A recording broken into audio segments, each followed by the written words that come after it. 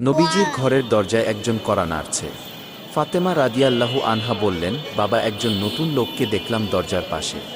নবীজি বললেন, দরজা খুলে দাও, তিনি তোমাকে এতিম করতে এসেছে। ফাতেমা রাদিয়াল্লাহু আনহা দরজা খুলে দিলে প্রথমে জিবরাইল আলাইহিসসালাম ও পরে আজরাইল আলাইহিসসালাম ঘরে প্রবেশ করলেন। হযরত জিবরাইল আলাইহিসসালাম বললেন, হে নবী, আজকে একজন নতুন ফেরেশতা এসেছে, যে ফেরেশতা দুনিয়ার কারো কাছে আসার সময় অনুমতি চান না। আজকে আপনার কাছে অনুমতি চাইছে। আপনি যেতে চাইলে সে আপনাকে নিয়ে যাবে, না যেতে চাইলে আপনাকে রেখে যাবে। নবীজি বললেন, থাকতে চাইলে কত দিন থাকতে পারবো? জিবরাইল আলাইহিসসালাম বললেন, আপনার যত দিন ইচ্ছা। নবীজি বলেন, তারপর কি? জিবরাইল বললেন, তারপর যেতে হবেই, কারণ জীবন যার আছে মৃত্যু তার হবেই।